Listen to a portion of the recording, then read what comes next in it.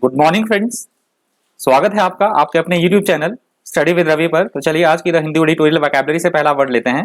Vocabulary की PDF के लिए आप मुझसे टेलीग्राम ग्रुप पे जुड़ सकते हैं। टेलीग्राम ग्रुप का नाम है स्टडी विद रवि ठाकुर। तो इस वोकैबुलरी का पीडीएफ आपको टेलीग्राम ग्रुप पे मिल जाएगा। तो चलिए शुरू करते हैं वोकैबुलरी। आज का पहला वर्ड है डिसएंगेजमेंट। डिसएंगेजमेंट यहाँ पे नाउन की तरह यूज हुआ है। इसका मतलब होता है किसी बहस, झगड़े या लड़ाई से छुटकारा पाना, उसको बोला जाएगा डिसएंगेजमेंट। अगला शब्द है हॉस्टिलिटीज। हॉस्टिलिटीज यहाँ पे नाउन की तरह यूज हुआ है। इसका मतलब होता है किसी व्यक्ति या वस्तु के प्रति उग्र भावनाएं होना या शत्रुता होना, उसको बोला जाएगा हॉस्टिलिटीज। अगला शब्द है ट्रैंक्विलिटी। ट्रैंक्विलिटी यहाँ पे नाउन की तरह यूज हुआ है। इसका मतलब होता है शांति अथवा धीरज बनाए रखना। तो उस सेंस में इस वर्ड का यूज होता है ट्रैंक्विलिटी का। अगला शब्द है फोर्सिएबल। फोर्सिएबल यहाँ पे एडजेक्टिव की तरह यूज हुआ है। इसका मतलब होता है ऐसी कोई घटना या बात जिसका अनुमान लगाया जा सके। हम बोल सकते हैं प्रत्याशित घटना, प्रत्याशित कोई बात, उसको बोला जाएगा फोर्सिएबल। अगला शब्द है एंट्रेंट। एंट्रेंट यहाँ पे नाउन की तरह यूज हुआ है। इसका मतलब होता है किसी व्यवसाय, स्पर्धा में या फिर कंपटीशन में प्रवेश करने वाला व्यक्ति, परीक्षार्थी, प्रतियोगी या किसी भी फील्ड में नया खिलाड़ी होना, उसको बोला जाएगा एंट्रेंट। अगला शब्द है आपका इनकम्बेंट। इनकम्बेंट यहाँ पे नाउन की तरह यूज हुआ है। इसका मतलब होता है ऐसा व्यक्ति जो वर्तमान समय में किसी सरकारी पद पर विद्यमान हो या हम बोल सकते हैं पदाधिकारी, उसको बोला जाता है इंग्लिश में इनकम्बेंट। अगला शब्द है अल्यूडेड। अल्यूडेड यहाँ पे वर्ब की तरह यूज हुआ है। इसका मतलब होता है किसी व्यक्ति या वस्तु के बारे में जिक्र करना।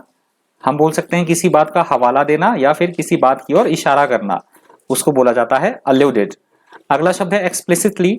एक्सप्लिसिटली यहाँ पे एडवर्ब की तरह काम कर रहा है। इसका मतलब होता है ऐसी कोई बात या स्थिति जो स्पष्ट रूप से स्पष्ट हो, बिल्कुल एकदम स्पष्ट रूप से, उसको बोला जाएगा एक्सप्लिसिटली। अगला शब्द है वेग।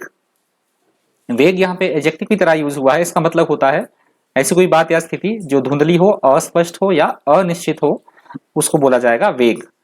अगला शब्द है यूनिफाइंग। यूनिफाइंग यहाँ पे वर्ब की तरह काम कर रहा है। इसका मतलब होता है अलग अलग भागों को मिलाकर उसे एक ही भाग बना देना, उसे एक जैसा कर देना, हम बोल सकते हैं एकीकृत करना, उसको बोला जाएगा यूनिफाइंग। अगला शब्द है अफिलिएशन। अफिलिएशन यहाँ पे नाउन की तरह यूज हुआ है। इसका मतलब होता है एक दूसरे से परस्पर संबंध होना, ऐसा कोई ग्रुप, ऐसी कोई बातें, ऐसी कोई घटना जो एक दूसरे से परस्पर संबंध हो, डिपेंडेंट हो एक दूसरे के ऊपर, उसको बोला जाएगा अफिलिएशन। अगला शब्द है इलिसिटेड। इलिसिटेड यहाँ पे वर्ब की तरह यूज हुआ है। इसका मतलब होता है किसी से सूचना या तथ्य निकलवाना या हम बोल सकते हैं किसी बात को प्रकाश में लाना, उसको लाइमलाइट में लाना, डिस्क्लोज करना, उसको बोला जाएगा इलिसिट, इलिसिटेड। अगला शब्द है इंटरप्रिटेशन। इंटरप्रिटेशन यहाँ पे नाउन की तरह यूज हुआ है। इसका मतलब होता है किसी बात को की व्याख्या करना, उसको विस्तार पूर्वक समझाना किसी को, तो उस सेंस में इस वर्ड का यूज होता है इंटरप्रिटेशन का। अगला शब्द है बोनोमी। बोनोमी यहाँ पे नाउन की तरह यूज हुआ है। इसका मतलब होता है लोगों के साथ मिलनसार होना, ऐसा नेचर जो लोगों के साथ फ्रेंडली हो, मिलनसार हो या हम बोल सकते हैं खुश मिजाज व्यवहार होना, उसको इंग्लिश में बोला जाता है बोनोमी। अगला शब्द है सरगेट। सरगेट यहाँ पे नाउन की तरह यूज हुआ है। इसका मतलब होता है ऐसा कोई व्यक्ति या वस्तु जो किसी अन्य व्यक्ति या वस्तु की जगह ले ले, उसका स्थान ले ले, उस सेंस में इस शब्द का यूज होता है सरगेट का। अगला शब्द है जेनिथ। जेनिथ यहाँ पे नाउन की तरह यूज हुआ है। इसका मतलब होता है ऐसा कोई बिंदु या ऐसी कोई स्थिति जिस पर कोई चीज या कोई व्यक्ति बहुत ज्यादा सफल हो अथवा बहुत ज्यादा शक्तिशाली हो। ऐसा कोई समय जब कोई व्यक्ति अपनी लाइफ में या कोई भी चीज हो वो बहुत ज्यादा सफल हो या बहुत ज्यादा शक्तिशाली हो, तो उसको बोला जाता है जेनिथ। अगला शब्द है एडेज।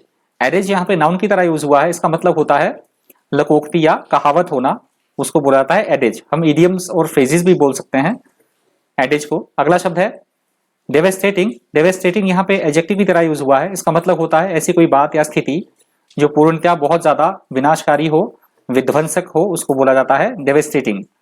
अगला शब्द है इनकोहियरेंट। इनकोहियरेंट यहाँ पे एडजेक्टिव की तरह यूज हुआ है। इसका मतलब होता है ऐसी कोई स्थिति या बात जो अस्पष्ट हो या समझने में कठिन हो, दुर्बोध हो, उसको बोला जाता है इनकोहियरेंट। और आज की वोकैबुलरी का अंतिम शब्द है स्क्रैम्बल। स्क्रैम्बल यहाँ पे वर्ब की तरह यूज हुआ है। इसका मतलब होता है ऐसी वस्तु जिसे सभी लोग चाहते हों, उसके लिए वो छीना झपटी करें, उस सेंस में यूज होता है ये वर्ड स्क्रैम्बल। तो ये आज की वोकैबुलरी का अंतिम वर्ड था।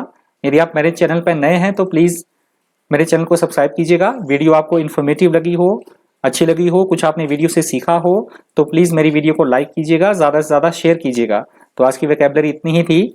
Thank you, thanks for watching.